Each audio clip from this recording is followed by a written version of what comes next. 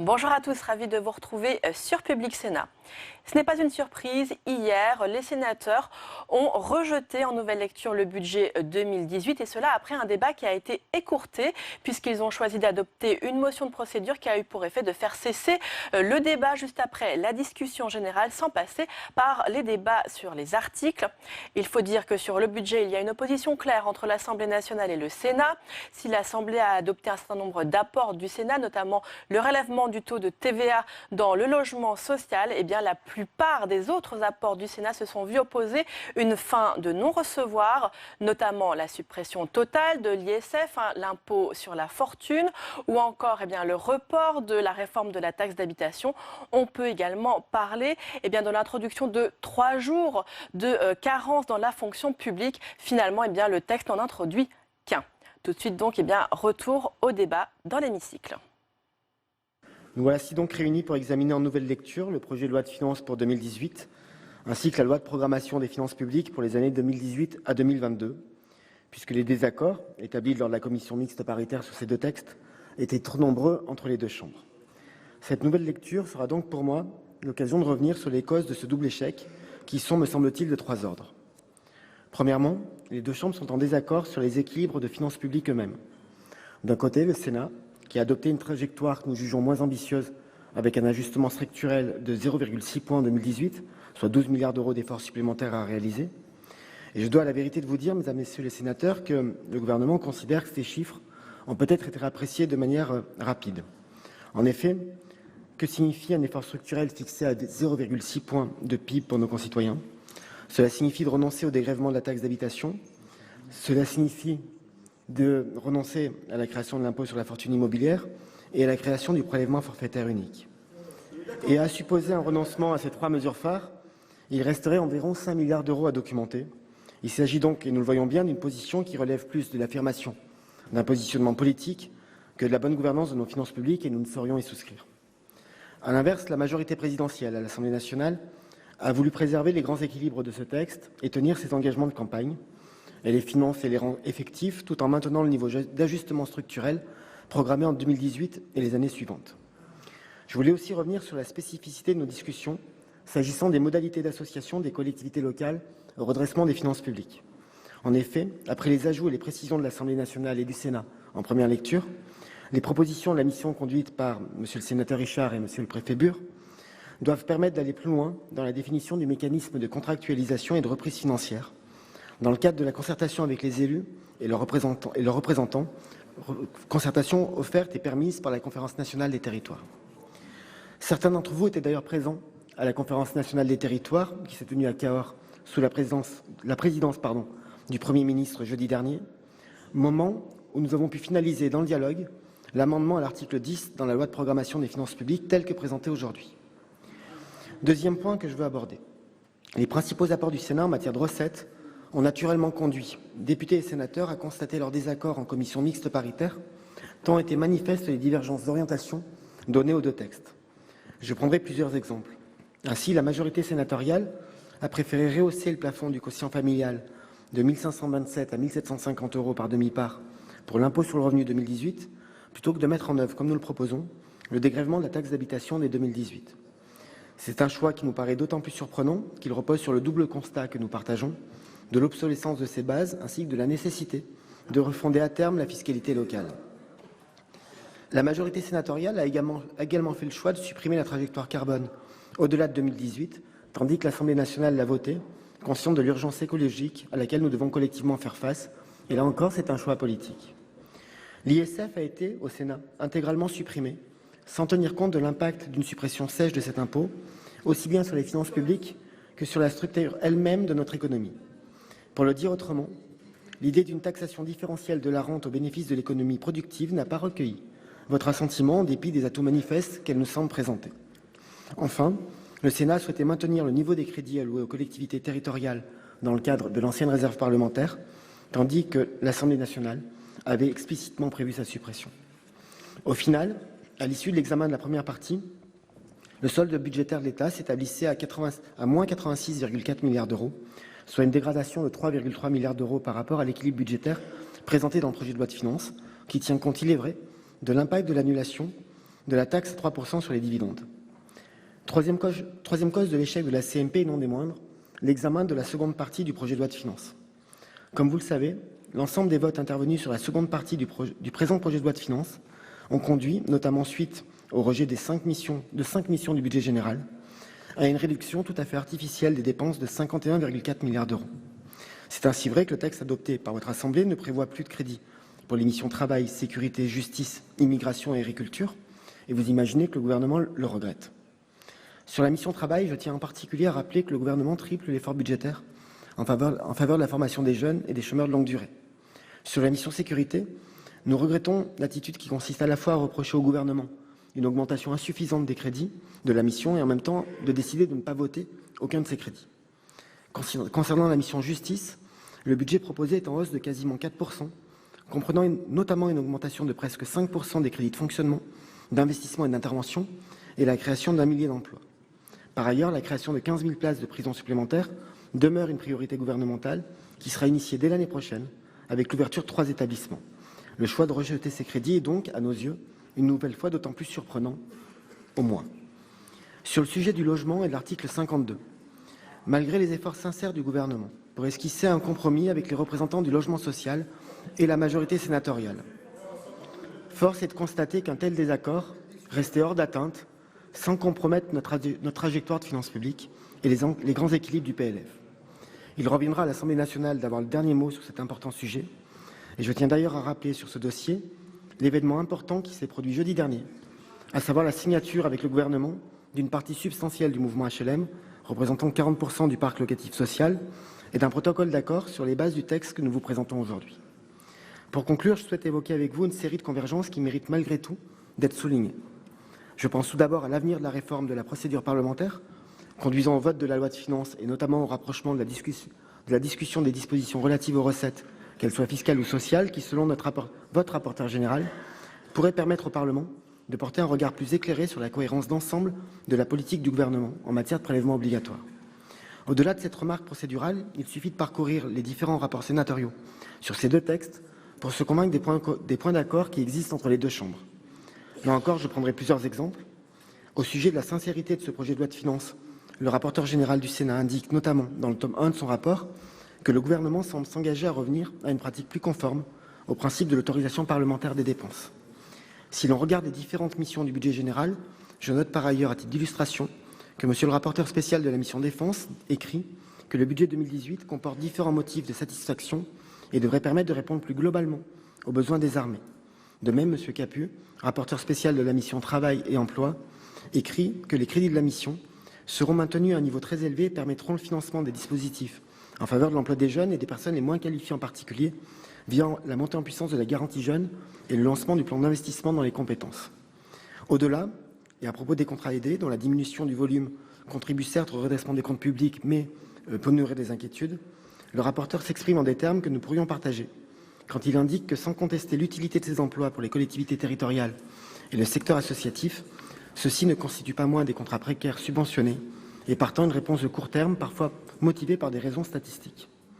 Vous le voyez, mesdames et messieurs les sénateurs, il y a, au-delà des positionnements de chacune des 2 assemblées et des lignes de partage idéologiques, des prises de position responsables qui, de part et d'autre, auraient pu laisser penser à l'aboutissement d'un consensus, fût-il ponctuel et parcellaire avec la majorité sénatoriale. Bien que le gouvernement le regrette, je vous appelle, mesdames et messieurs les sénateurs, à poursuivre malgré tout l'examen du projet de loi de finances pour 2018 et de la loi de programmation des finances publiques pour les années 2018 à 2022. Je vous remercie.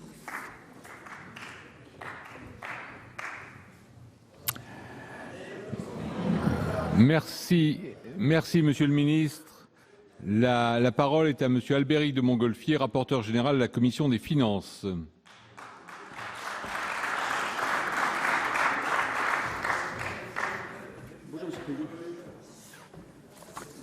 Alors, Monsieur le Président, Monsieur le Ministre, Monsieur le Président de la Commission des Finances, mes chers collègues. Alors, tout d'abord, Monsieur le Ministre, vous avez appelé à une réforme de la procédure parlementaire, particulièrement la procédure budgétaire.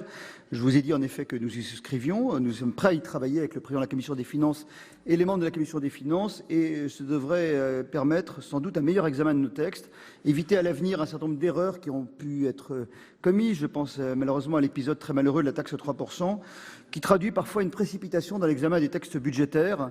Alors je le dis clairement, le gouvernement s'est plus discipliné que les autres années, et je le salue, sur la loi de finances où nous avons eu beaucoup moins d'amendements de dernière minute, d'amendements en séance. Donc il y a un net progrès de ce point de vue.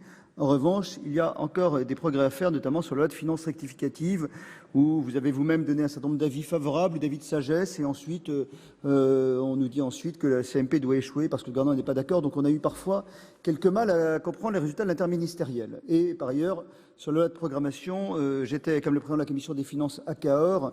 C'est vrai que les amendements ont été discutés dans des conditions un petit peu particulières.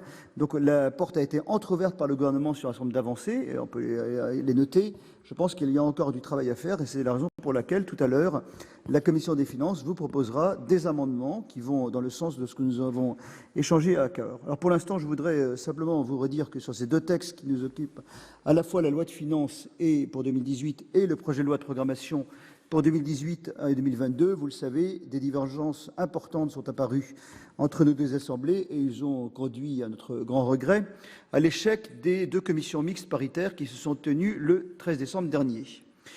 Et les sujets en débat, évidemment, ne sont pas de même nature sur ces deux textes, de même ampleur, et la Commission des Finances vous propose donc de ne pas prendre la même position en nouvelle lecture sur ces deux projets de loi de finances et de programmation. Tout d'abord, concernant le projet de loi de finances pour 2018. Vous savez, vous l'avez dit vous-même, que l'Assemblée a repris, heureusement, certaines dispositions introduites par le Sénat. Sur les 150 articles restant en discussion, 24 articles ont été adoptés dans leur rédaction par le Sénat, et la suppression de 4 a été confirmée. Par ailleurs, l'Assemblée nationale a modifié, tout en conservant certaines dispositions, 17 articles. Je prends des exemples. Elle a par exemple adopté avec des apports du Sénat l'article 4 sur la taux de TVA applicable aux offres de téléphonie ou d'Internet comprenant un service de presse. L'Assemblée a également adopté l'article 6 ter A qui relève, cher Philippe Dallier, le taux de 10% pour les logements sociaux, pour la TVA des logements sociaux à compter du 1er janvier 2018. L'article 10 quater étendant le bénéfice du taux réduit d'impôt sur les sociétés pour les plus-values de cession de terrain en vue de la construction de logements. Et l'Assemblée a également adopté l'article 10 sexies modifiant le régime fiscal et social des zones de revitalisation rurale, dit plus communément ZRR. Aux articles 39 sexies, l'Assemblée a adopté l'encadrement du montant des frais et commissions susceptibles d'être perçus par les intermédiaires pour la réduction d'impôt Madelin et pour la réduction Pinel. Et enfin, l'Assemblée nationale a adopté un certain nombre d'autres dispositions plus techniques. Pour autant, l'Assemblée nationale n'a évidemment, vous l'avez dit à l'instant, Monsieur le ministre, pas modifié les dispositions les plus emblématiques du texte sur lesquelles nous avions marqué notre position, et elle a rejeté également bon nombre de nos initiatives. Alors, parmi celles qui ont été rejetées, l'Assemblée a confirmé la suppression de la taxe d'habitation pour 80% des ménages à l'horizon 2020. Nous sommes d'accord que la taxe d'habitation est sans doute un impôt qui doit être réformé, ou du moins les bases révisées, mais nous considérions que cette réforme présentait un caractère injuste, sans doute peut-être également fragile sur le plan constitutionnel, et en tous les cas, cette réforme nous apparaissait précipitée. Nous vous redisons en revanche notre disposition pour travailler à une nouvelle fiscalité locale. L'Assemblée nationale n'a pas remis en cause la création d'un impôt sur la fortune immobilière, dont le périmètre est pour le moins incompréhensible, puisque, je le disais, les liquidités, les bitcoins, les diamants, l'or et tout ce que l'on veut, tous ces mesures qui ne sont pas, tous ces placements qui sont improductifs pour l'économie sont totalement exonérés, alors même que l'immobilier, qui contribue à l'économie réelle, est lui-même taxé. Et l'Assemblée a rétabli des taxes qui sont plus des taxes pour tenter de masquer l'incohérence de l'IFI, des taxes sur les yachts, les voitures de sport ou l'or. L'Assemblée n'a malheureusement également pas retenu la proposition du Sénat de relever le quotient familial, le plafond du quotient familial. Nous considérons qu'il s'agit d'une mesure de justice fiscale pour les familles, et l'Assemblée n'a pas non plus repris nos propositions pour les investissements des PME. Surtout, et c'est là où j'ai presque le plus de regrets, Monsieur le Ministre, l'Assemblée a supprimé ou n'a pas repris des dispositions qui avaient pourtant été adoptées à l'unanimité par le Sénat. Je pense à la responsabilité solidaire des plateformes de commerce en ligne pour le paiement de la TVA. Je ne comprends pas cette position, puisque la fraude à la TVA est avérée. Nous nous étions inspirés d'un dispositif qui fonctionne au Royaume-Uni et qui aurait pu faire, encore une fois, recueillir l'assentiment du gouvernement, alors même, je disais, que cet amendement a été adopté à l'unanimité par le Sénat. De même, des dispositions ont été refusées. Je pense à la création d'une taxe sur les locaux de vente par commerce électronique au profit des commerces de centre-ville. Donc là, on aura évidemment une vraie divergence dans l'avenir. Si d'un côté, nous avons des plateformes en ligne dont les entrepôts ne sont pas taxés, alors même que le commerce de centre-ville subit la TASCOM. L'Assemblée a également entériné une économie sur les aides personnelles au logement de 1,5 milliard d'euros d'ici 2020, supprimant ainsi presque intégralement les aides personnelles au logement accession. Enfin, c'était plus prévisible, l'Assemblée a rétabli les crédits de 5 missions rejetées par le Sénat, mais surtout l'Assemblée n'a pas donné suite à nos propositions d'économie en dépenses. Je pense notamment à nos mesures pour contenir l'augmentation de la dépense de la fonction publique. Donc, nous considérons que le texte qui nous revient de l'Assemblée n'est évidemment pas satisfaisant, et même si le Sénat rétablissait son texte en nouvelle lecture, je crains qu'une nouvelle navette ne permettrait pas de nous rapprocher sur des points de désaccord qui restent majeurs, puisque vous l'avez dit, Monsieur le Ministre, vous avez souligné le caractère tout à fait incompatible de nos deux textes. Et donc, c'est la raison pour laquelle la Commission vous propose d'opposer la question préalable sur le projet de loi de finances pour 2018, même si à titre personnel, j'étais tout à fait disposé à revenir pour une nouvelle lecture entre le 25 décembre et le 31 décembre. Je ne sais pas si le gouvernement y était prêt, mais si vous souhaitez, je suis à la disposition du Sénat. J'en viens maintenant au projet de loi de programmation des finances publiques. La situation, je le disais à l'instant, est assez différente du projet de loi de finances, car, on peut le dire, le Sénat a davantage été entendu. C'est ainsi que je me félicite de l'adoption de l'article 8 bis, introduit à notre initiative, qui rappelle les engagements du Président de la République en matière de réduction de l'emploi d'État et de ses opérateurs sur la période quadriennale. De même, je me félicite de la reprise des dispositions ajustant le montant des taxes affectées, le plafond des taxes affectées, et également des mesures concernant l'adaptation des plafonds d'emploi à leur réalité, et tout ça dans un objectif de plus grande sincérité budgétaire.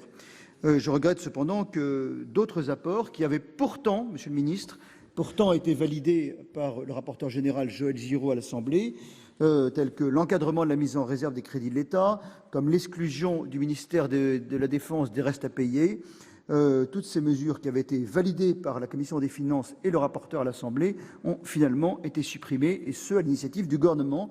C'est dommage dans la mesure où nous avions un consensus entre le Sénat et l'Assemblée nationale, et donc nous vous proposerons évidemment de rétablir ces dispositions, certaines de ces dispositions qui sont évidemment susceptibles de faire l'objet d'un consensus, comme ça s'est exprimé entre nos deux assemblées.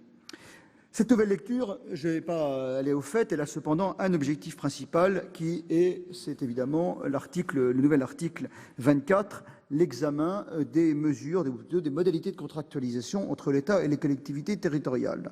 Vous savez que le gouvernement a déposé dès la fin ou dès le lendemain de la Conférence nationale des territoires dans les grandes banlieues de Cahors un nouvel amendement complétant très substantiellement l'article 24 du projet de loi de programmation pour définir les dépenses réelles de fonctionnement, pour définir également le caractère de la modulation du taux maximal d'évolution de ces dépenses, pour définir les conditions de la reprise financière ou encore la possibilité d'accorder par les préfets un bonus sous forme de majoration de leur taux au titre de la décile.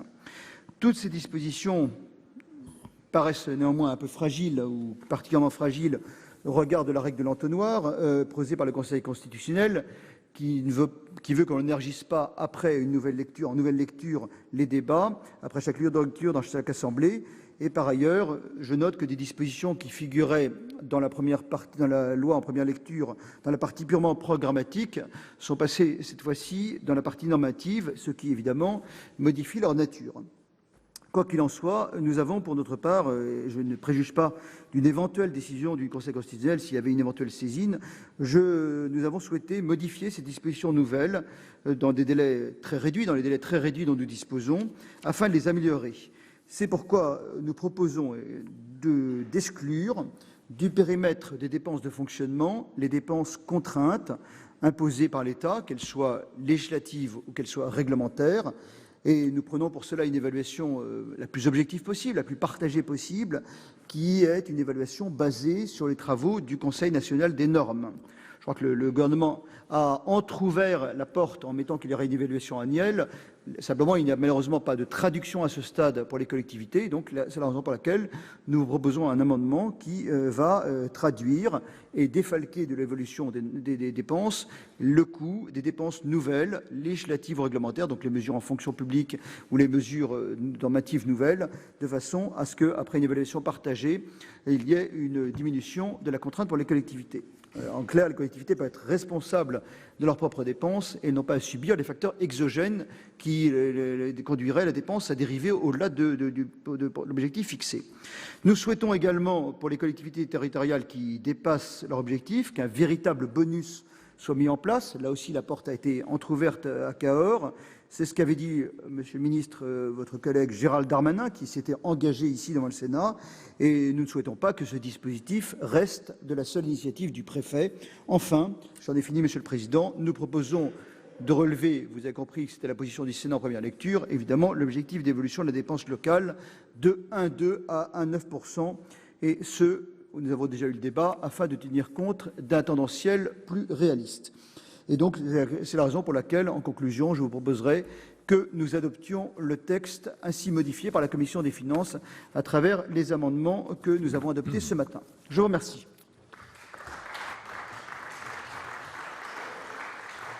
Merci, monsieur le rapporteur. Dans la suite de la discussion générale commune, la parole est à madame Sophie Taillé-Polian pour 10 minutes.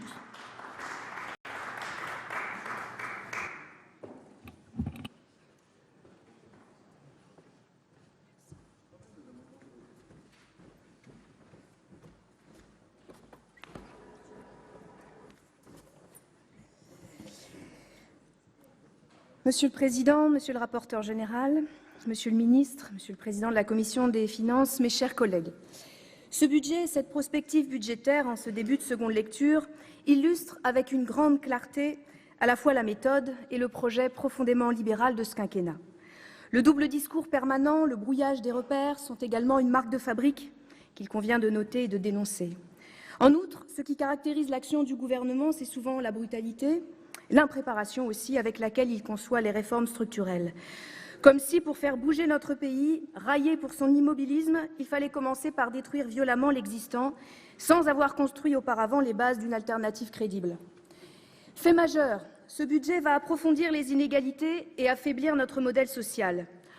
Au nom d'un monde nouveau, il nous propose un vaste retour en arrière, à rebours de la décentralisation, engageant des réformes portant le sceau des politiques libérales mises en œuvre dans les années 80 et 90 qui, on le sait, de manière encore plus documentée depuis quelques jours, ont produit une augmentation massive des inégalités.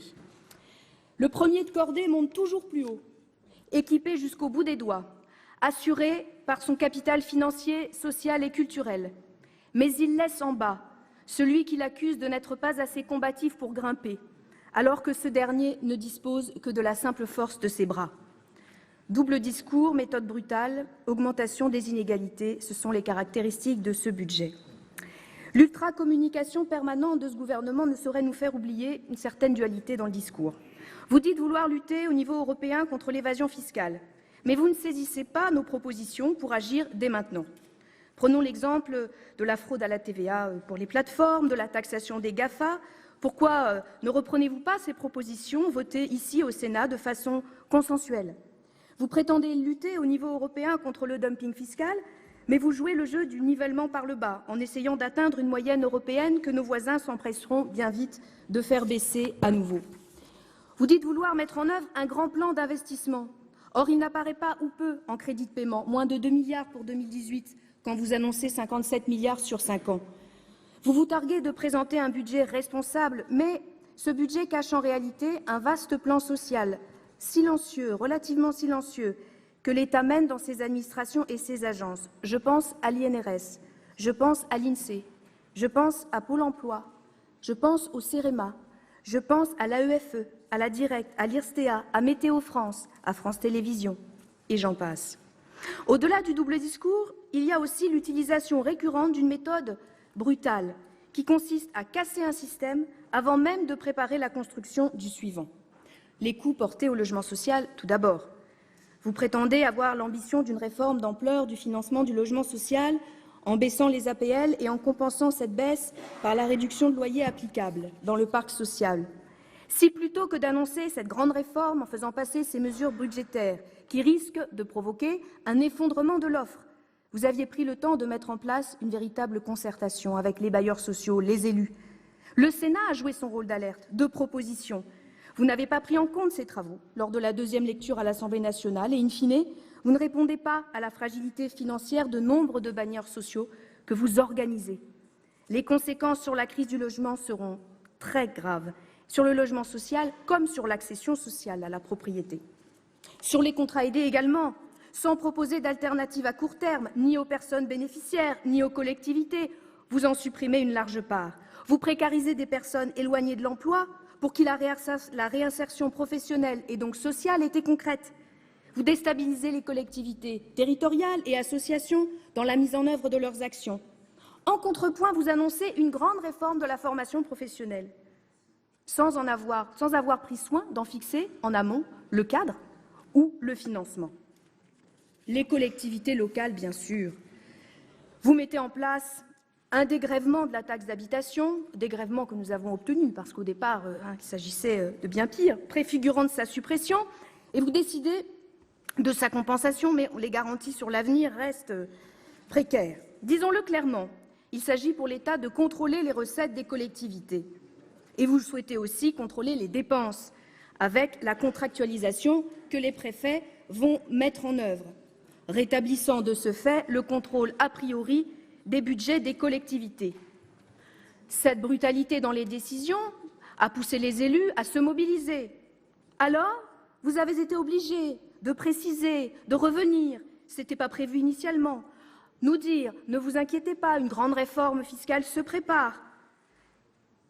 Le brutalité également qui oblige finalement le Premier ministre à revenir, faire des modifications importantes sur la contractualisation, allant bien au-delà de la simple précision. N'aurait-il pas été plus raisonnable de commencer par là? Une réflexion large et collective aurait certainement permis d'éviter l'arrivée dans le débat parlementaire, au stade de la nouvelle lecture, du nouveau dispositif de contractualisation liant l'État et les collectivités. S'agissant d'une mesure aussi importante, est-il acceptable que le travail parlementaire soit ainsi réduit à 1 heure à l'Assemblée nationale, 1 journée pour le Sénat? Et je veux m'arrêter ici quelques instants sur les modifications introduites dans le PLPF suite aux conséquences de cette précipitation du gouvernement. Sur le fond de l'article 24, l'exclusion d'une partie des dépenses liées aux allocations individuelles de solidarité peut apparaître à première vue comme une avancée pour les départements. Mais ici, on retrouve le double discours, car en réalité, l'objectif de réduction, la cible finale des 13 milliards d'euros, elle est maintenue. Si ces dépenses ne sont pas intégrées dans l'effort à fournir, celui-ci devra donc être concédé sur d'autres postes, sur des départements ou sur d'autres collectivités. Sur le mécanisme de correction, auparavant uniquement mentionné dans son principe, il est maintenant précisé. Au final, votre démarche est habile, mais ne nous leurrons pas sur son résultat. L'objectif de contenir les dépenses de fonctionnement à 1,2% en valeur, c'est-à-dire au niveau de l'inflation les premières années, en dessous du niveau de l'inflation en fin de période, ne pourra que conduire à des efforts de réduction des dépenses considérables pour les collectivités. Cela ne manquera pas d'affaiblir le service public local. À ces mesures impréparées tout au moins, sinon brutales, s'ajoutent des mesures fiscales injustes qui entraîneront inexorablement un accroissement des inégalités. Après avoir augmenté la CSG, vous décidez de supprimer la presque totalité de l'impôt de solidarité sur la fortune. Vous mettez en place une flat tax. Je note d'ailleurs que l'Assemblée nationale a rejeté l'amendement du Sénat visant à éviter l'optimisation fiscale qui va en découler et qui risque de coûter beaucoup plus cher au budget de l'État. Non, non, mais bien entendu, monsieur le rapporteur général, mais vous savez qu'on a échangé sur ce sujet. Concrètement, pour les 100 premiers contribuables à l'ISF, le gain des 2 premières mesures est évalué à 1,5 million d'euros par an et par contribuable. Pour un impact macroéconomique très faible, on accroît les inégalités. La théorie du ruissellement que vous dites pourtant ne pas suivre tout en reprenant ces arguments est un leurre.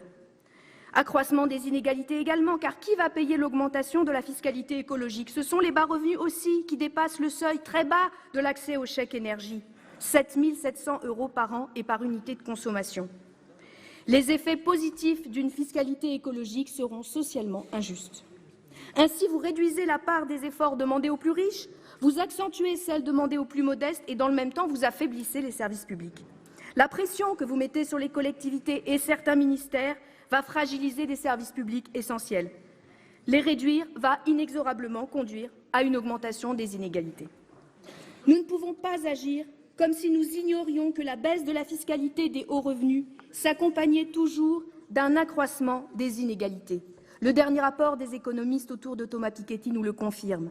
Sur le long terme, l'économie ne peut bien fonctionner que si la croissance est équitablement répartie.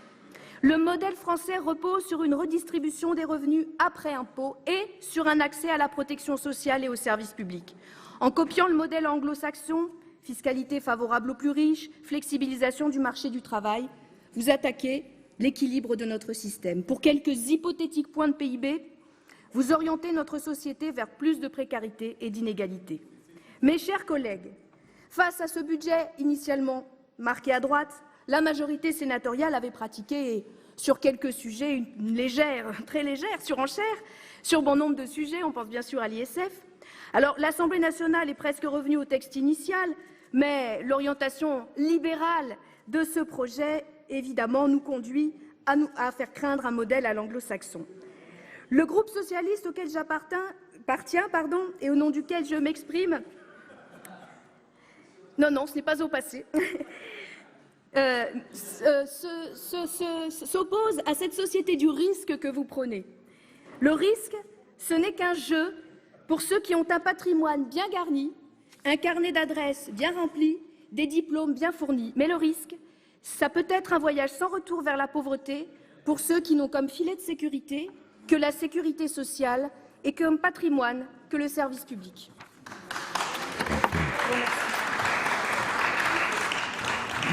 Merci. La parole est à monsieur Emmanuel Capus.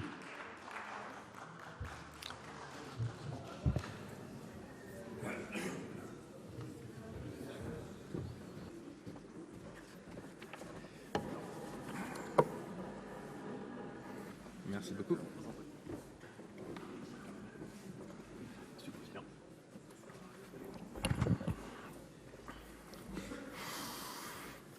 Monsieur le Président, Monsieur le Ministre, Monsieur le Président de la Commission des Finances, Monsieur le rapporteur général, mes chers collègues, nous examinons aujourd'hui à nouveau et conjointement les projets de loi de programmation des finances publiques pour la période 2018-2022 et le projet de loi de finances pour 2018. À nouveau, et malheureusement sans surprise, les deux commissions mixtes paritaires n'ont pu se mettre d'accord sur les articles restant en discussion. Ce blocage nous laisse un goût d'occasion manquée. Dans le cas du PLF, nous avions déploré que le Sénat adopte une position de principe et renonce à l'opportunité d'améliorer le texte dans un sens acceptable par la majorité présidentielle. Nous regrettons également, de l'autre côté, que l'Assemblée nationale ait supprimé de bonnes mesures adoptées par notre Assemblée sous les auspices du rapporteur général, tels que le rehaussement du plafond du quotient familial ou les dispositions concernant la fiscalité du numérique. Nous saluons, toutefois, l'adoption définitive de certains amendements que nous avions déposés, les amendements sur la fiscalité énergétique, l'amendement sur les critères de classement en zone de revitalisation rurale cher à notre collègue Alain Marc, et l'amendement sur l'assurance des installations d'énergie marine renouvelable. Notre groupe a ainsi pleinement contribué à l'élaboration de ce PLF. Nous espérions que cette seconde lecture puisse sauver ce qui pouvait encore l'être et soit l'occasion d'un débat plus apaisé. Il semble que tel ne sera pas le cas. Je ne reviendrai pas sur le projet de loi de finances pour 2018. Il a déjà fait l'objet de nombreux débats et nous a permis d'exposer maintes fois notre position en faveur d'une approche constructive, équilibrée et pragmatique des différentes réformes envisagées. Nous avons toujours la même exigence aujourd'hui. L'équilibre entre la création de l'IFI, l'instauration de la flat tax et le dégrèvement de la taxe d'habitation est certes imparfait, mais il constitue un compromis politique et économique robuste entre la nécessité de réorienter l'épargne vers notre économie et la restitution de pouvoir d'achat à nos concitoyens. C'est également un équilibre fragile. Le Sénat l'a déjà rompu au détriment des classes populaires et des classes moyennes. Nous n'aurions pu que nous opposer à une nouvelle tentative allant dans ce sens. La nouvelle version du projet de loi de programmation des finances publiques contient, elle, des nouveautés substantielles. La Conférence nationale des territoires, enceinte nouvelle qui semble permettre de vraies avancées de fond, a débouché sur 2 amendements du gouvernement. Si on peut déplorer le caractère précipité et tardif de leur dépôt, ils traduisent néanmoins des discussions de longue haleine qui ont eu lieu ici même au Sénat, à l'Assemblée nationale, entre les associations d'élus et le gouvernement, et dans le cadre, enfin, de la mission conduite par notre collègue Alain Richard et Dominique Bur.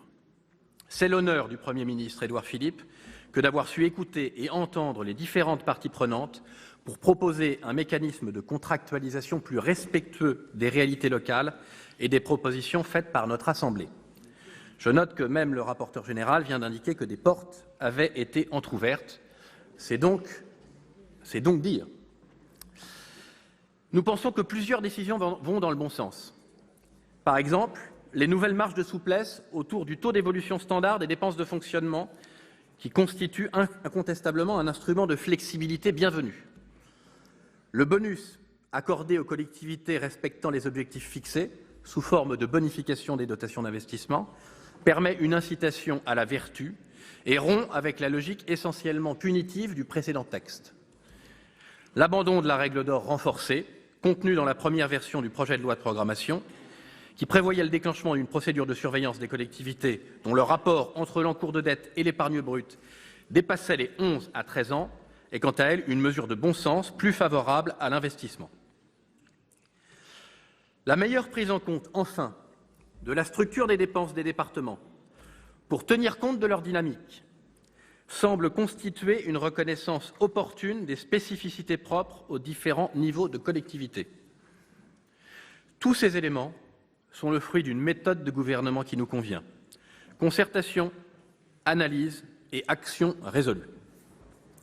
Néanmoins, nous croyons que la logique consistante à faire peser lourdement l'effort de maîtrise de la dépense publique sur les collectivités locales manque son but.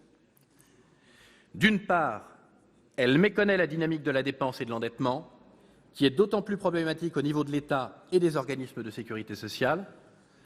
D'autre part, elle masque le fait que les efforts inscrits dans cette loi de programmation sont globalement insuffisants pour combler notre retard sur les autres pays de la zone euro et en particulier sur l'Allemagne. Cela ne signifie pas que les collectivités doivent être exemptées de l'effort national d'assainissement des finances publiques. Elles doivent prendre leur juste part, elles en ont conscience. Cela signifie qu'il ne faut pas se tromper de combat et que d'autres priorités devraient figurer, Monsieur le Ministre, en haut de votre agenda. Je veux parler de la baisse des effectifs dans la fonction publique. Je veux parler de l'effort structurel en dépenses, trop faible pour réduire durablement le déficit public. Je veux parler enfin du désendettement de l'État qui devrait, lui, faire l'objet des fameuses règles d'or renforcées. Ces 2 textes constituent donc un premier pas en direction du nouveau monde de sincérité et de responsabilité qu'on nous a promis. Néanmoins, ils prouvent également que ce nouveau monde ne se décrète pas. Il se construira patiemment, résolument, à force de courage et dans l'action. Merci. La parole est à Monsieur Jean-Louis Masson pour 3 minutes.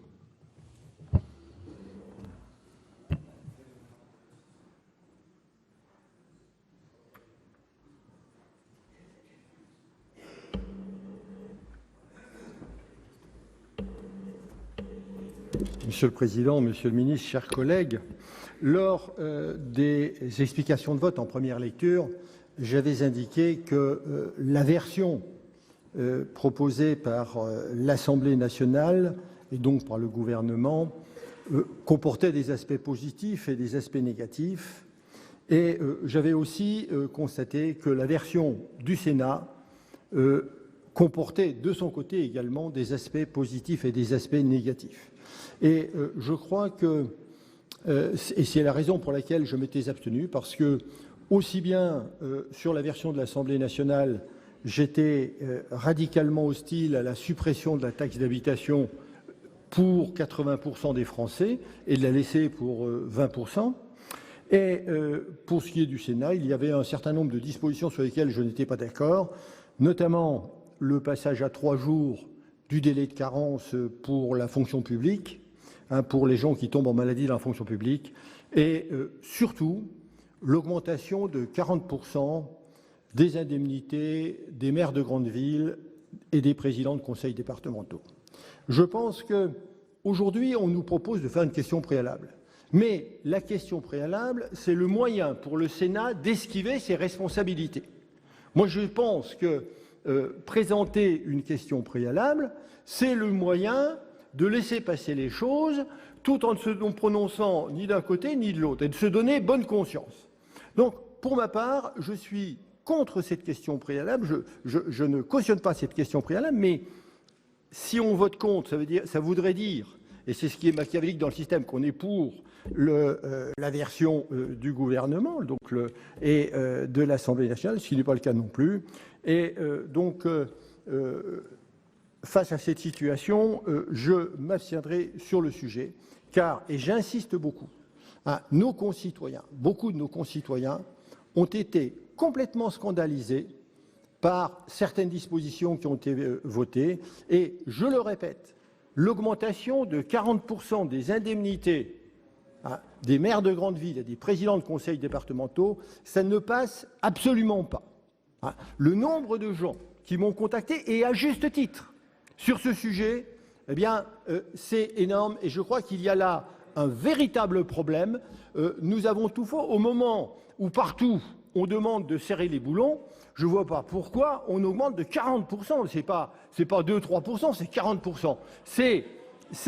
Je le dis, mais il y a des pour et il y a des contre. Moi, je suis radicalement contre et je le dis, c'est un scandale. Monsieur Masson, merci. Donc la parole est à monsieur Yvon Collin.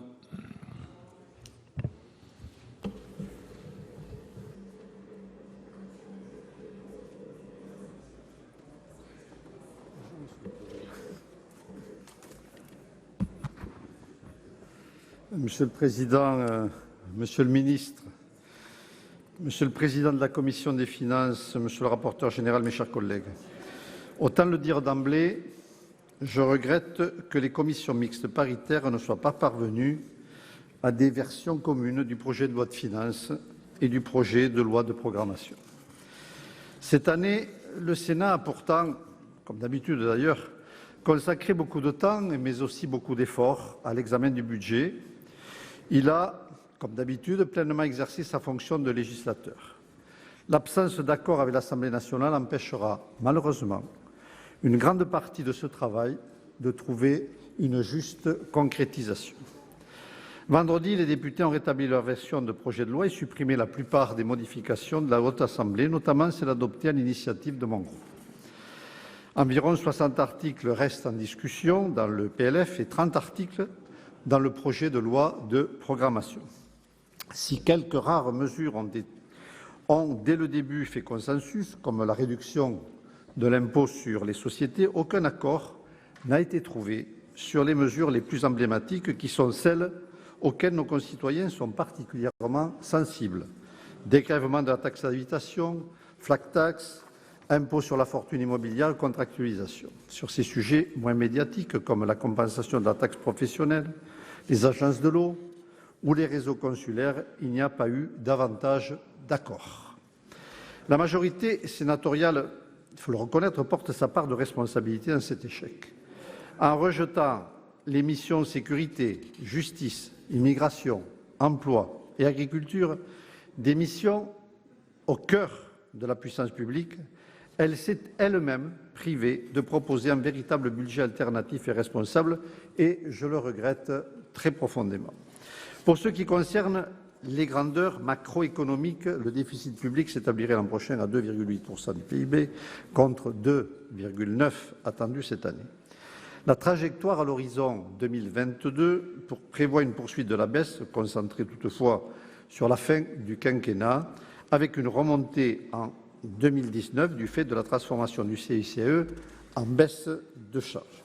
Cette évolution globalement positive, quoique modeste dans son ambition, reste tributaire des évolutions de la conjoncture, mais aussi des chocs contentieux contre l'invalidation de la taxe, comme l'invalidation de la taxe additionnelle aux dividendes. Les réformes de la taxe d'habitation et de l'impôt sur la fortune auront concentré l'attention des médias, nous le savons. Le dégrèvement de la taxe d'habitation continue de susciter une vive opposition chez les élus locaux, car elle questionne l'autonomie financière des collectivités. Je crois que cette question est légitime. Elle crée aussi une différence de traitement entre 80% des contribuables exonérés et les 20% restants. En outre, la réforme ne résout pas vraiment le problème de base qui servent toujours au calcul des taxes foncières. À quand une remise à plat du système fiscal local? Enfin, la question des compensations reste en suspens. La suppression de l'impôt de solidarité sur la fortune remplacée par la seule imposition du patrimoine immobilier est l'une des mesures, Monsieur le ministre, les plus clivantes du texte. Son coût n'est pas négligeable puisqu'il s'élèverait à quelques 4 milliards d'euros dès l'an prochain. La transformation de l'ISF et de l'IFI doit créer un choc d'attractivité. Il est vrai que si les paradis fiscaux ont fait beaucoup parler d'eux dernièrement, et ce à juste titre, la France véhicule aussi, il faut le reconnaître, l'image d'un pays tributaire d'un système fiscal lourd et complexe. Le radical de cœur que je suis, attaché à la dimension citoyenne de l'impôt, ne peut que se désoler de cette situation. Toutefois, le gouvernement, Monsieur le ministre, devrait être plus soucieux de la stabilité fiscale. Concernant la programmation pour 2018-2022, les principales mesures, à savoir l'article 10 et l'article 24, sont toujours en discussion. En première lecture, le Sénat avait pourtant apporté des précisions utiles au principe de contractualisation. Il avait notamment donné des garanties aux collectivités en imposant des engagements financiers de la part de l'État. La règle d'or renforcée avait été supprimée car jugée injustifiée, alors que l'endettement des collectivités territoriales ne représente, vous le savez, Monsieur le ministre, qu'une faible partie de l'endettement public. Ce matin, la Commission des finances, dans son immense sagesse comme d'habitude, a partiellement rétabli son texte de première lecture. Nous réexaminerons tout à l'heure ce projet de loi auquel le RDSE est favorable, en espérant trouver davantage de points d'accord avec l'Assemblée. Néanmoins, je veux saluer les aspects indéniablement positifs du projet de loi de finances, tels que le maintien et même la légère augmentation des dotations aux collectivités, qui contrastent, il faut le dire, avec l'austérité du quinquennat précédent. Les progrès introduits dans l'imposition des plateformes Internet et des entreprises du numérique, mais aussi la poursuite du soutien à l'investissement local public, et on pourrait peut-être trouver d'autres exemples. Sur le PLF, la Commission a choisi de présenter une motion tendant à opposer la question préalable. Le RDSE est opposé par principe à cette procédure qui interrompt le débat parlementaire, et c'est pourquoi, par principe, nous le faisons toujours, nous voterons contre cette motion, et je vous remercie de votre attention. Monsieur Collin, merci. Donc la parole est maintenant à Monsieur Julien Bargeton.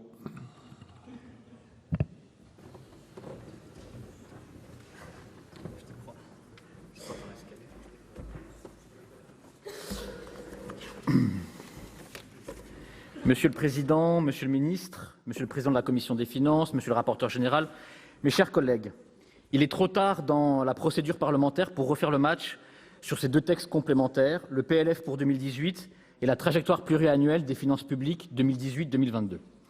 Leurs commissions mixtes paritaires respectives ont échoué et nous revoilà en nouvelle lecture où rien ne se dira, je le crains, de bien neuf, car les positions sont à présent claires. Tout d'abord, la majorité sénatoriale a décidé de voter un PLF à la découpe. La fiscalité du capital, on prend. La réforme de la taxe d'habitation, on ne prend pas. La fiscalité des entreprises et la transformation du CICE, on prend. Le budget de la mission Travail et Emploi et les crédits en faveur de l'apprentissage, on ne prend pas. Cela clignote un peu comme une guirlande de Noël, mais malheureusement, cela sent surtout le sapin pour notre débat, qui risque d'être hélas victime d'une question préalable à laquelle notre groupe ne s'associera pas, tant elle fait peu de cas de la réalité des échanges. Je regrette que ce soit à l'Assemblée nationale de trancher ce débat. Il y a une légère contradiction entre l'affichage de réduire davantage les déficits et la crédibilité des pistes d'économie du côté de la majorité sénatoriale. Par piste d'économie, je n'entends pas des milliards de réductions du fait du rejet de 5 budgets, mais des propositions de maîtrise plus solides et surtout plus plausibles. Nous ne partageons pas cette politique du rabot qui n'a pas fait ses preuves dans le passé et qui a été une limite de la révision générale de la politique publique d'ailleurs, et je le crois, peut même nourrir la défiance de nos concitoyens. Mais au même titre que l'excès de dépenses publiques est de nature, elle aussi, à faire naître le scepticisme, car la qualité de certains services publics n'est pas à la hauteur des attentes, et ce, non pas par absence de ressources, mais parce que la gestion peut en être plus efficace. La confiance ne se décrète pas, chers collègues, mais elle peut néanmoins être encouragée par certains choix politiques. La Conférence nationale des territoires qui s'est tenue jeudi dernier à Cahors en est une illustration qui, je crois, mérite de s'y attarder un peu, en particulier dans notre Assemblée, parce que les conclusions ont modifié l'autre texte sur la trajectoire des finances publiques. Les relations financières entre l'État et les collectivités territoriales ont besoin d'être rénovées. Encore une fois, il aurait été plus facile d'annoncer une baisse aride et injuste des dotations pour 2018, 2019 et 2020. Une partie de notre Assemblée fait mine d'avoir oublié la période dont nous sortons à peine. Le gouvernement a préféré dialoguer et contractualiser la maîtrise des dépenses de fonctionnement pour les 340 collectivités dont le budget excède 60 millions d'euros. Qu'il me soit permis ici de saluer le remarquable travail de notre collègue Alain Richard et du préfet Bure à la demande du Premier ministre dans un délai contraint et sur un sujet aussi délicat. Concrètement, 99% des collectivités ne sont pas concernées par cette contractualisation. Plutôt que de pousser avec retard des cris d'orfraie alors que les coupes aveugles dans les dotations se sont arrêtées, soyons collectivement au rendez-vous de ce nouveau pacte financier. La contractualisation qui devra intervenir au premier semestre 2018 reposera sur un objectif contraignant de maîtrise des dépenses de fonctionnement, les fameux 1,2% qui sont ici refusés, mais qui pourra être adapté en fonction de la situation de la collectivité, et puis aussi sur 2 objectifs indicatifs, le besoin de financement et la trajectoire de désendettement. La confiance n'exclut pas le contrôle. Cela ne me choque pas qu'une collectivité ne respectant pas sa trajectoire de maîtrise de la dépense se voit opposer un mécanisme de correction. Très concrètement, la collectivité se verrait appliquer une reprise financière de 75% du dépassement dans la limite de 2% des recettes réelles de fonctionnement. À noter que pour les collectivités refusant d'entrée de jeu de contractualiser avec l'État, la reprise financière s'élèverait à 100% du dépassement, ce qui constitue une incitation persuasive. Que l'on puisse critiquer tel ou tel aspect du dispositif retenu, je le conçois, c'est le jeu, mais on ne peut pas mégoter ou chipoter à chaque fois qu'une proposition est sur la table, sauf à tenir un double discours qui consiste en réalité à s'opposer à toute forme encadrée de la maîtrise de la dépense locale. Le dialogue continu porte et portera ses fruits. Par exemple, les préoccupations des départements en matière d'allocation individuelle de solidarité ont été entendues par le gouvernement. Et c'est pourquoi une partie des dépenses de solidarité sont exclues de l'objectif de 1,2% de l'évolution. Dominique Bussereau, qui n'est pas éloigné de la majorité sénatoriale, a salué cette évolution. L'État a bien conscience que la situation financière de certains départements doit être assainie, et c'est pourquoi le collectif budgétaire prévoit un fonds exceptionnel de 100 millions d'euros. L'Association des communes de France, présidée par Jean-Luc Rigaud, lui aussi peu éloigné de vos bancs, a appelé ses membres à contractualiser avec l'État. Pour les régions, Hervé Morin est revenu à la table des négociations et a estimé qu'il y avait désormais une base de discussion acceptable entre l'État et les régions.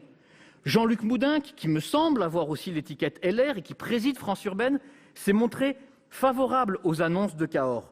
Alors oui, une partie de l'Association des maires de France est déjà en campagne municipale, en tout cas certains de ses dirigeants historiques, d'autres sont plus constructifs, comme en atteste la mission sur l'évolution de la fonction publique territoriale que vous avez confiée à Philippe Laurent, Monsieur le ministre. Le Premier ministre n'a pas parlé que de froideur comptable dans le hangar glacial de Cahors, mais aussi de projets ambitieux, un nouvel élan pour l'accès Internet dans les territoires ruraux, un assouplissement du calendrier de transfert de la compétence eau, un plan de 5 milliards pour revitaliser les centres des villes moyennes, ou encore l'encouragement à l'expérimentation au niveau local. Ces textes rendent possible une vraie décentralisation que nous appelons de nos vœux. Reconnaissons que nous avons plutôt assisté au cours de la dernière décennie à un long entracte. La République a rendez-vous avec ces territoires, nous le verrons en 2018, nous en voyons les premières pierres dans ce projet et en cohérence avec ses votes passés, la République En Marche, pour soutenir ce pacte financier, ne votera pas le texte tel qu'amendé par le Sénat, mais le texte original. Je vous remercie. Merci. La parole est à Monsieur Pascal Savoldelli.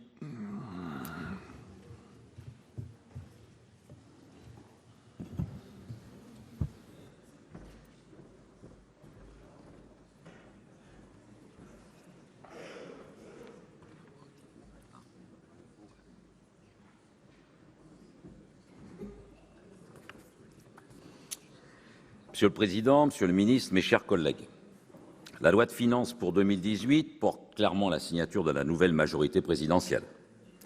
Mais plus que tout, elle n'est que la première levée de la loi de programmation. Une levée qui n'est pas dénuée de fausses cartes, comme de mesures que l'on peut présenter comme les atouts que le gouvernement a mis sur la table. Et quitte à filer la métaphore, posons-nous la question de savoir qui sont les maîtres du jeu. Clairement, il y a quelque chose qui unifie, quoi qu'on dise, ces deux textes. D'ailleurs, les propos de Monsieur le ministre Dussopt l'a confirmé auparavant, même si pour la circonstance, j'ai vu que Monsieur le ministre, vous aviez évoqué une ligne de partage idéologique. Bon, il fallait quand même un peu être là, quoi. Le premier élément, c'est le carcan de l'Union européenne. C'est-à-dire que, tant dans la loi de programmation que dans la loi de finances, il faut se conformer aux règles fixées par la Commission européenne. Une commission qui a fait du rêve européen le cauchemar d'une société inégalitaire, d'une croissance aux fruits mal partagés et de ce que j'appellerais une puissance centrifuge qui pèse sur la souveraineté de notre peuple comme sur l'unité de certains pays membres. Une Europe qui ne sait même pas lutter contre la fraude fiscale qui se déroule sous ses yeux et même dans son arrière-cour. Une Europe qui n'est toujours pas sociale, une Europe suspendue au fil de la finance. Venons-en au deuxième élément. Celui qui, telle la deuxième mâchoire de l'étau, unit les deux textes. Je parle bien de l'appétit des marchés financiers.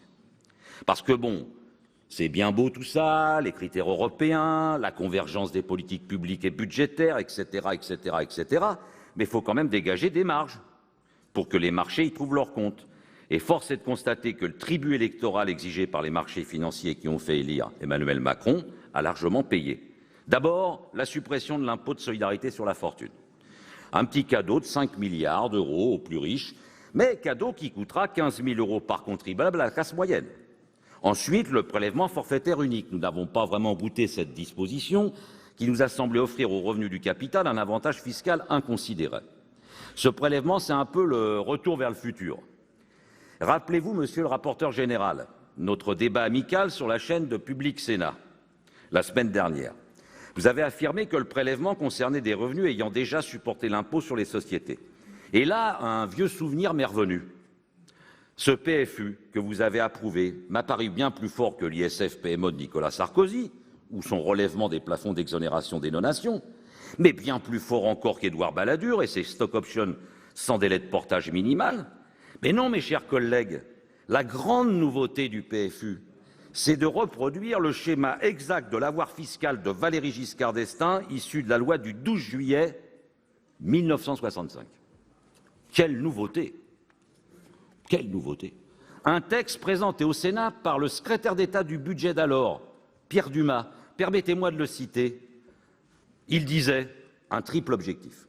Faciliter le développement de l'épargne et le financement des investissements, permettre de reconstituer un marché financier contribuant activement à l'équipement du pays, faire disparaître les obstacles qui contrarient le développement et la rénovation des structures industrielles. Fin de citation. Et chers collègues, sénateur Bargeton, évidemment, toute ressemblance du discours d'hier avec celui d'aujourd'hui n'est sans doute que pure coïncidence. Monsieur le rapporteur général, par amendement, dont je ne suis pas certain qu'il sera retenu par l'Assemblée nationale, vous avez voulu mettre en place un système anti-abus pour éviter que l'incitation à se payer en actions ne soit trop forte. Vous avez notamment visé les cadres dirigeants d'entreprise et vous vous êtes interrogé sur leur pourcentage de détention du capital. Vous avez fixé de fait une norme à 10% de ce capital. Mais qui est visé, monsieur le rapporteur général? Parce que je connais assez l'économie générale des grands groupes du CAC 40 pour savoir que votre amendement ne trouvera que fort peu, pour ne pas dire du tout, d'occasion de s'appliquer. Ceci à part peut-être dans une célèbre entreprise auvergnate de pneumatiques, dont la forme sociale est un peu particulière et qu'on y songe. Les administrateurs, par exemple, du groupe Danone détiennent moins de 1% du capital du groupe. Et même si Franck Ribou aura touché en 2016 pour plus de 540 000 € de dividendes, en plus des 2 petits millions d'euros de sa rémunération fixe annuelle, paradoxalement, monsieur le rapporteur général, ce sont plutôt les PDG de grosses PME ou d'entreprises à taille intermédiaire qui seraient gênés aux entournures par les mesures que vous préconisez. Donc que souhaitez-vous? Que ces entreprises s'ouvrent au financement par les marchés, au risque d'y être victimes de je ne sais quelle raid d'affairistes? Là-dessus, pour faire bon poids, et ça va donner un éclairage, notre collègue Vincent Delahaye, qui va me suivre dans les expressions, a déposé un amendement de baisse du taux d'imposition séparé des plus-values. Eh bien, au début de l'année 2017, la revue populiste Le Cri du contribuable parlait de l'avoir fiscal comme une bonne mesure. Elle aura été donc entendue par le nouveau président de la République, par le Nouveau Monde, président dont les promesses semblent aussi venir de quelques rangées poussiéreuses. Et la nouveauté tarde à se manifester. La seconde partie du budget n'a pas été meilleure, et j'en garde un souvenir particulier. La majorité sénatoriale nous a proposé d'alléger les plus-values de la finance immobilière, ceci en prenant seulement 2 milliards dans la caisse des organismes HLM, c'est-à-dire, in fine, dans la poche des locataires. Vous voyez, le ton est donné, et c'est pour ça que nous ne voterons aucun de ces deux textes. Merci de votre attention. Merci. La parole est à monsieur Bernard Delcros pour 4 minutes.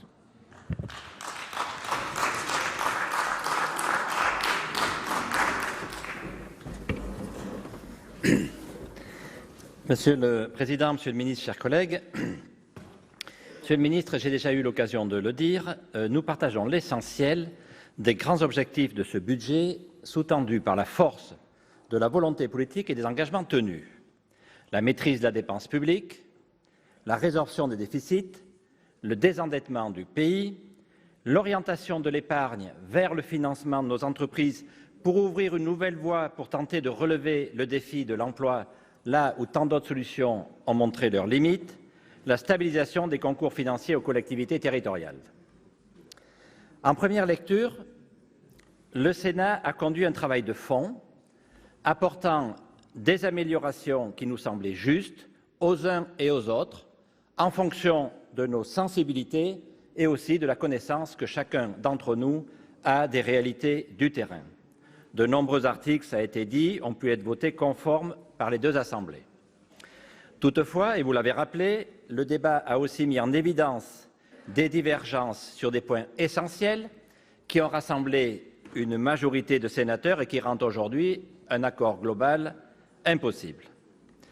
Pour ma part, je regrette, et je veux vous le dire en toute objectivité, qu'un certain nombre de mesures adoptées par le Sénat, parfois des mesures simples, pragmatiques, notamment en faveur des territoires les plus fragiles, n'aient pas été retenues par le gouvernement. Mes collègues ont cité quelques exemples et je voudrais en rajouter quelques-uns très concrets qui concernent plus la ruralité qui, vous le savez, me tient à cœur, comme à vous-même d'ailleurs, le prêt à taux zéro, pour lequel nous demandions un traitement équitable de tous les primo-accédants, qu'ils soient ruraux ou urbains, la prime à l'aménagement du territoire, aide directe versée aux petites et moyennes entreprises dans les territoires les plus fragiles et pour laquelle nous demandions simplement de maintenir le niveau de 2017, ou encore le FISAC, Fonds de soutien à l'artisanat et au commerce essentiel au maintien du tissu de services en milieu rural. Des dispositifs pour lesquels nous avons fait des propositions concrètes et réalistes qui n'engageaient pas nécessairement de dépenses supplémentaires pour l'État. Je pense que ces sujets méritaient d'être mieux pris en compte et pouvaient facilement trouver un consensus.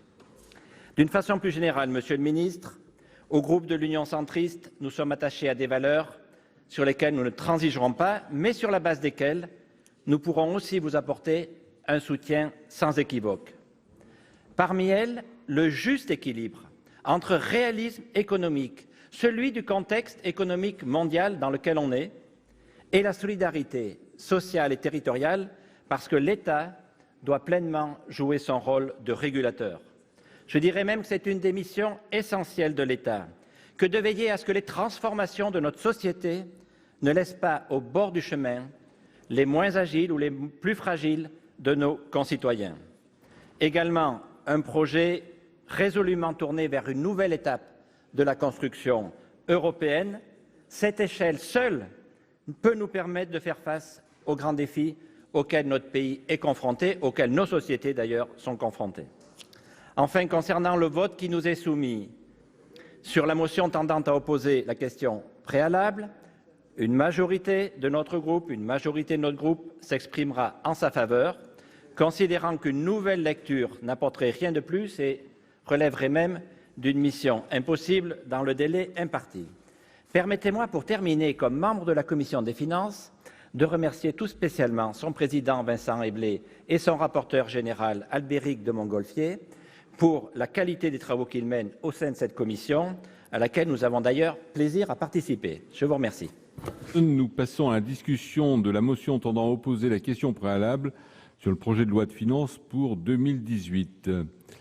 Monsieur Albéric de Montgolfier, au nom de la Commission des finances, a déposé une motion distribuée sous le numéro 5, tendant à opposer la question préalable au projet de loi de finances pour 2018 en nouvelle lecture. Monsieur Albéric de Montgolfier, pour défendre la motion, vous avez 10 minutes. Tout ici. Il y a plus de temps pour monter à la tribune, Monsieur le Président, Monsieur le Ministre, mes chers collègues, que pour défendre la motion dont j'ai largement parlé à l'instant dans le propos liminaire sur notamment la lecture de la loi de finances. Donc concrètement, vous savez que nous avons, comme je l'ai dit à l'instant, pas réussi à nous mettre d'accord dans la commission mixte paritaire, que le gouvernement, à l'instant, vient de nous confirmer à travers la voix du ministre que le texte allait être très largement rétabli à l'Assemblée nationale, ce qui a été fait donc malheureusement dans la nuit de vendredi à samedi, ce qui malheureusement ne permet pas de se mettre d'accord sur des dispositions que nous considérons comme absolument essentielles. Je pense notamment à ce qui avait été adopté par le Sénat sur le quotient familial, j'en ai parlé, sur la taxe d'habitation, où encore une fois nous ne considérons pas que la taxe d'habitation est l'impôt le plus juste, mais il méritait mieux que d'être amputé d'une partie de son montant, et nous pouvions nous mettre d'accord sur la nécessité d'une réforme fiscale d'envergure. L'Assemblée nationale n'a pas non plus entendu les arguments du Sénat sur l'impôt sur la fortune immobilière qui va frapper l'investissement productif, alors même que des investissements totalement improductifs sont exclus de l'assiette de l'imposition. Et en revanche, on peut regretter que l'Assemblée n'ait pas retenu un certain nombre d'avancées qui avaient pourtant, je le disais tout à l'heure, été retenues à l'unanimité par le Sénat. Je pense aux dispositions notamment relatives à la fiscalité numérique. Je pense aux dispositions sur la lutte contre la fraude à la TVA, puisque nous avions proposé une solution de responsabilité solidaire des plateformes qui permettait de s'assurer du paiement effectif de la TVA lorsque cette TVA est collectée par des sites en ligne. Je ne parle pas, malheureusement, trop longuement des épisodes sur l'article 52, puisque un certain nombre de collègues sur tous les bancs se sont très largement investis pour trouver une solution en matière de logement. Certes, a été retenue l'augmentation de la TVA de 5,5 à 10% sur le logement, mais malheureusement, les autres avancées n'ont pas été retenues et nous pouvions avoir là une solution relativement consensuelle. Et vous savez que, par ailleurs, l'Assemblée a rétabli un certain nombre de missions que nous avions rejetées, sans pour autant regarder les pistes d'économies que nous avions proposées. Je pense aux économies en matière de fonction publique territoriale. Donc, pour vous dire simplement à travers ce bref résumé, que malheureusement, compte tenu de l'état des divergences, je crains qu'une nouvelle lecture ne permette pas de concilier nos points de vue et d'arriver à une solution entre l'Assemblée nationale et le Sénat. C'est la raison pour laquelle la Commission des finances vous propose d'adopter une question préalable qui éviterait un nouveau débat que nous considérons comme inutile ou du moins pas de nature à apporter une solution et en tout cas une solution de compromis. Bon, si nous ne votions pas cette question préalable, ça veut dire qu'évidemment nous devions faire une deuxième lecture complète. J'y suis prêt pour ma part. Je pense que nous pourrions nous retrouver entre Noël et le 31 décembre, Monsieur le Ministre, que le gouvernement y a aussi disposé. Je ne sais pas si les collègues ont prévu. Voilà, dans tous les cas, nous sommes tout à fait disposés. Si vous n'adoptez pas cette question préalable, mais j'ai clair, malgré la pleine disposition du Sénat, malgré le plein engagement de la Commission des finances, je crains que cette nouvelle lecture n'apporte pas de solution et en tous les cas ne permette pas de pouvoir rapprocher les positions que nous avons exprimées au Sénat avec celles de l'Assemblée. C'est la raison de cette question préalable. Monsieur de Montgolfier, merci. Donc, contre la motion préalable, la parole est à monsieur Richard Yung.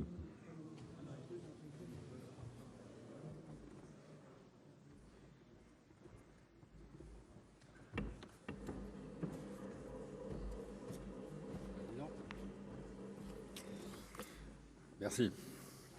Monsieur le Président, Monsieur le Ministre, Monsieur le Président de la Commission des finances, Monsieur le rapporteur général, mes chers collègues, nous voici au bout d'un calendrier parlementaire chargé.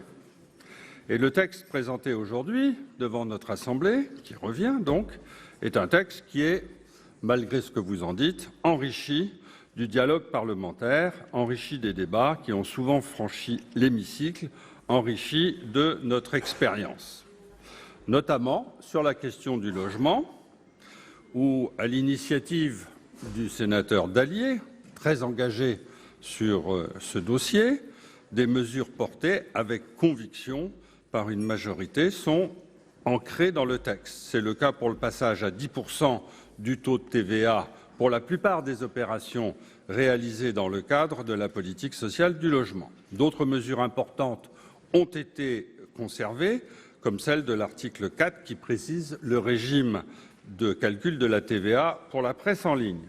Sur ce dernier sujet, comme sur l'évolution de l'économie, le Sénat montre son engagement en faveur de la nouvelle économie. Nous avons su, de manière transpartisane, mettre sur la table et discuter des dispositions qui, même si elles ne sont pas toutes adoptées aujourd'hui, serviront de base au texte futur. Je pense en particulier aux propositions qu'il y a dans le rapport du Sénat sur la fiscalité de l'économie collaborative. Mes chers collègues, nous avons aujourd'hui un choix, celui de poursuivre la discussion et de mettre en avant l'expertise du Sénat, de porter l'attention du gouvernement et des médias sur les problèmes quotidiens des Français, ou celui d'arrêter la discussion sur le budget de l'État. Je rappelle que la discussion sur le budget de l'État, c'est le fondement même, l'acte constitutif de l'existence du Parlement. Et même si l'arrêt de la discussion budgétaire ici au Sénat n'aurait pas de conséquences particulières dans le déroulé du calendrier, cela veut dire que nous nous en défaussons sur l'Assemblée nationale. C'est ça que nous disons en votant la question préalable. Et ça veut dire, au fond, d'une certaine manière, le Sénat n'existe pas, le Sénat ne compte pas. Et ce n'est pas à nous de le dire. C'est ce que vous voulez voter. Ça ne sert à rien de crier, c'est la vérité. Voilà. Notre vérité. Mais ça sera interprété comme ça. Ça sera interprété comme ça par le pays. Rappelez-vous, quand, il y a 2 ans, vous avez bloqué la discussion de la loi de finances. Dès le départ. Vous savez que dans le pays, ça a quand même eu des répercussions. Vous n'écoutez pas. Bien.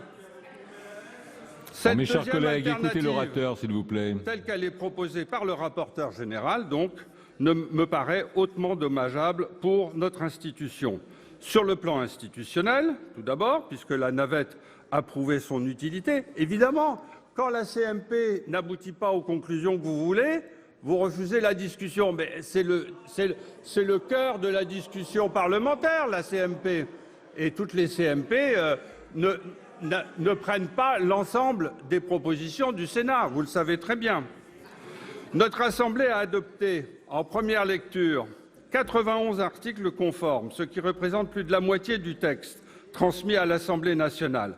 L'Assemblée nationale a ensuite adopté conforme 45 articles issus des travaux du Sénat. 91, 45. Faisons les comptes. À ce stade, si l'on additionne ces différents articles et ce qu'a adopté l'Assemblée, nos deux chambres sont d'accord sur près de 3/4 du texte. Nous ne sommes pas d'accord sur tout, ce n'est pas une raison pour ne pas abandonner la discussion. En second lieu, et nous devons en être conscients, merci. En second lieu, et nous devons en être conscients, refuser le débat est dommageable pour notre institution, pour le Sénat, aux yeux de l'opinion. Pardon, vous pouvez parler plus fort parce que je n'entends pas ce que vous dites. Monsieur Young, poursuivez sans vous adresser. Et je vous demande de respecter l'orateur, de faire un petit peu de silence. Merci. Alors voilà, un petit peu de silence. Continuez, monsieur Young. Oui, monsieur, mais très bien, oui, oui. En second lieu, Godillot, il y en a eu avant, hein, des Godillots. Bon, en second lieu, et nous devons en être conscients, refuser le débat est dommageable pour notre institution aux yeux de l'opinion. Vous le savez, les Français questionnent le bicamérisme. Ils le questionnent quand ils consultent la presse, quand ils voient certaines pratiques indignes, et enfin, ils le critiquent quand ils voient que le Sénat refuse la discussion sur le budget de l'État ou de la sécurité sociale. Nous sommes tous ici présents les premières cibles lorsque le Sénat s'entête dans une posture politique. Bien sûr, merci. Merci. Bien sûr, il n'y aura pas d'accord avec l'Assemblée nationale. Est-ce que vous en doutez? Est-ce que vous trouvez ça anormal? Non. C'est la règle de la démocratie. Et donc, qui s'en étonnerait? En conclusion, voilà, je vais vous satisfaire. En conclusion, mes chers collègues, et je vais vous surprendre, parce que le groupe de La République En Marche croit aux vertus du dialogue et parce que le groupe de La République En Marche souhaite proposer aux Français l'image d'une seconde chambre qui relie, corrige, peaufine, nous voterons contre cette question préalable. Monsieur Young, merci. Donc, sur cette motion préalable, oui, monsieur le rapporteur général? Non, j'ai bien entendu les arguments contre la motion. Donc, j'ai juste deux questions. Je pourrais être amené à proposer à la Commission de retirer la motion. Je pourrais la retirer avec deux réponses positives. La première, c'est est-ce que le gouvernement est prêt à reprendre un certain nombre de donner un avis favorable ou de sagesse à un certain nombre d'amendements qui ont été apportés par le Sénat, parce que sinon on refait un travail pour rien. Donc, ça, c'est la réponse à Madame la ministre. Et puis, est-ce que les collègues qui s'apprêtent à voter contre la motion sont prêts à revenir le 26 ou 27 décembre, s'ils ont un engagement de présence en séance, bien entendu, parce que vous comprenez que je ne veux pas être tout seul donc avec le gouvernement. Il faudrait pour que le débat ait lieu, il faudrait que tous les groupes soient représentés. Donc ceux qui votent la motion, j'en conclus qu'ils sont bien sûr s'engagent à être présents, oui, même le 25 au soir ou le 24 au soir, voilà. Donc sous ces deux réserves. Mais le gouvernement est assez silencieux sur sa capacité à donner un avis favorable à un certain nombre d'amendements du Sénat. Voilà, donc j'ai quelques doutes, voilà, quant à la possibilité de retirer la mention. Bien, monsieur Montgolfier, en dehors des problèmes de calendrier, monsieur le ministre, vous souhaitez répondre et donner votre avis sur la motion? Merci, Monsieur le Président. L'avis du gouvernement sur la motion est naturellement défavorable puisque nous souhaitons que le débat puisse se poursuivre, et j'avais eu l'occasion de le dire, à l'occasion de l'examen du PLFSS dans des conditions à peu près similaires.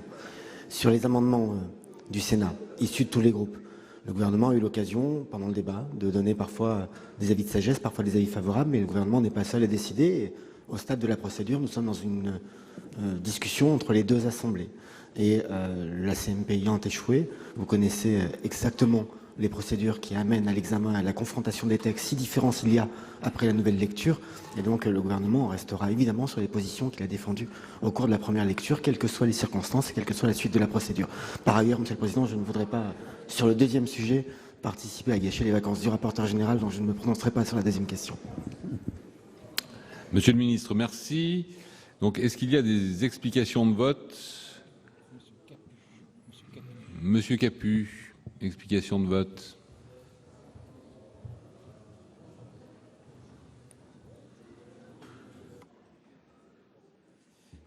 Oui, Monsieur le Président, Monsieur le Ministre, mes chers collègues, j'entends les arguments du rapporteur général sur cette question préalable.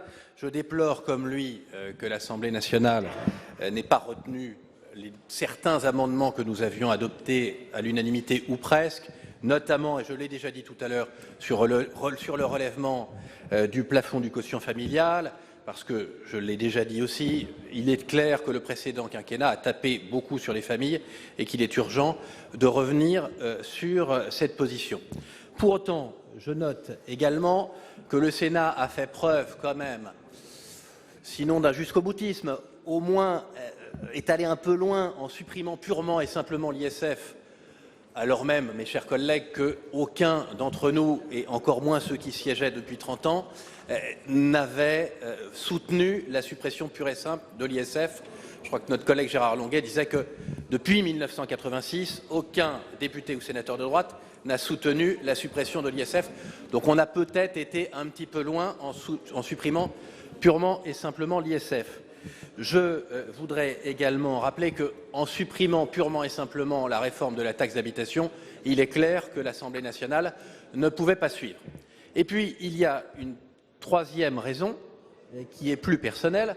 Je note, Monsieur le rapporteur général, que dans la motivation de la question préalable, il est indiqué que la Commission des finances pose la question préalable au motif que les crédits du travail et de l'emploi n'auraient pas été modifiés par l'Assemblée nationale. Là, il faut qu'on reste cohérent, Monsieur le rapporteur général. Je vois que vous souriez, vous avez raison, parce que les crédits travail et emploi ont été adoptés par la Commission des finances du Sénat le 7 novembre, sans aucune réserve. Ils ont été adoptés le 23 novembre lors d'une deuxième commission, lorsqu'il lui a été demandé une deuxième fois son avis, sans aucune réserve. En séance, avec un pataquès incompréhensible, le groupe LR a changé d'avis par rapport à la position qui était la sienne auparavant et n'a pas validé ces crédits. Mais on ne peut pas, il faut être cohérent, on ne peut pas indiquer que c'est un motif pour poser la question préalable. Ces crédits, ils étaient tout à fait bons et nous l'avons toujours rappelé en commission des finances. Donc je crois qu'il faut être clair sur ce point. Pour l'ensemble de ces raisons, le groupe Les Indépendants s'abstiendra. Monsieur Capu, merci. Est-ce qu'il y a d'autres explications de vote? Monsieur Savoldelli.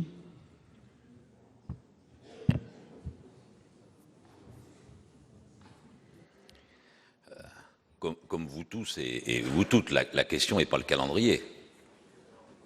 C'est bien d'accord. D'ailleurs, on l'a montré. Non, là, il y a une petite... on n'est plus tout à fait dans la loi de finances. On est... D'ailleurs, certains ici employaient ce terme-là. Là, il y a une petite affaire de posture. Voilà. Donc, il y a la majorité sénatoriale qui essaye de se donner une image, une orientation différente de celle de la majorité présidentielle. Ça met de l'inconfort à certains et certaines ici, hein, je comprends bien. Je comprends que ce n'est pas facile. Mais néanmoins, quand on regarde quand même, pour être dans le cœur du sujet, il y en a qui veulent supprimer tout de suite la totalité de l'impôt de solidarité sur la fortune, et d'autres plus modérés, vraiment plus modérés. Mais ils reprennent une très vieille proposition que je qualifie pour ma part, moi, de populiste, de passer par l'étape intermédiaire de l'impôt sur l'immobilier. Voilà. Bon, enfin, au final, on va vers la même direction. Donc, il faut bien qu'on trouve une solution. Donc, voilà dans quelle situation on est. Ce n'est pas très risible, parce que, on le disait tout à l'heure, combien ça va coûter aux salariés et aux couches moyennes, ce qui a été décidé là. Mais enfin, moi, je nous regarde, pour notre groupe. Au début, l'affaire coûtait 3,2 milliards d'euros, officiellement au départ, hein. Ça, c'est le point de départ de nos discussions. Après, on est passé à 4,2 milliards. Qu'est-ce qu'on a bien amendé? Puis après, la majorité du Sénat, après le Palais Bourbon, on a relevé la facture à 5 milliards d'euros. Donc voilà, ça c'est la nature des débats qui nous occupent là. Et il y a beaucoup à dire. Alors après, on nous dit sur la question de l'exonération de la taxe d'habitation. Il y a beaucoup à dire sur cette mesure, je lis dans la motion. Mais l'exposé des motifs, qui est quand même éclairant, intelligent, on ne pouvait pas en douter, nous dit qu'elle présente d'importants risques constitutionnels en maintenant l'impôt sur 20% des ménages qui acquittent d'ores et déjà 83% de l'impôt sur le revenu. Donc vous voyez, il y a l'aspect tacticien, quoi. C'est loin vraiment des préoccupations des gens. Pour vous dire que nous ne la voterons pas. Parce qu'ici, il a manqué une partie de la population française qui a été absente, était encore absente dans ses aspects tacticiens et politiciens. Donc moi, je vous pose la question auquel nous aurions dû répondre. Comment ça se fait que dans notre beau pays, la France, 80% des contribuables de notre pays ne paient-ils donc que 16 à 17% de l'impôt sur le revenu? Eh bien, quand on répond à la question, on voit comment vivent la majorité des femmes, des hommes et des jeunes dans notre pays. Et c'est cette réalité-là qui devrait nous amener à passer à d'autres étapes, que ce soit deuxième lecture, mais pas une question préalable, je m'excuse, mais qui est très politicienne, très politicienne. Merci. Est-ce qu'il y a d'autres explications de vote? Je n'en vois pas. Donc, je vais mettre aux voix la motion numéro 5 de M. Albéric de Montgolfier au nom de la Commission des finances tendant à opposer la question préalable. Je rappelle que l'adoption de cette motion entraînerait le rejet du projet de loi de finances pour 2018. Je rappelle en outre que l'avis du gouvernement, bien évidemment, est défavorable. En application de l'article 59 du règlement, le scrutin public ordinaire est de droit. Donc il va être procédé au scrutin public dans les conditions fixées par l'article 56 du règlement. Donc le scrutin va être ouvert dans quelques instants. Le scrutin est ouvert. Voici le résultat du scrutin numéro 48 sur la motion numéro 5 tendant à opposer la question préalable. Compte tenu de l'ensemble des délégations de vote accordées par les sénateurs aux groupes politiques et notifiées à la présidence. Nombre de votants, 345. Nombre de suffrages exprimés, 332. Pour l'adoption, 197. Contre, 135. Voilà pour l'adoption de cette motion opposant la question préalable qui a pour effet de directement rejeter le budget 2018, un texte, je vous le rappelle, qui était débattu en nouvelle lecture au Sénat. Le texte va désormais repartir à l'Assemblée nationale qui a donc le dernier mot pour le premier budget du quinquennat d'Emmanuel Macron. Vous pouvez toujours voir et revoir toutes les séances sur notre site publicsénat.fr. Très bonne journée sur les chaînes parlementaires.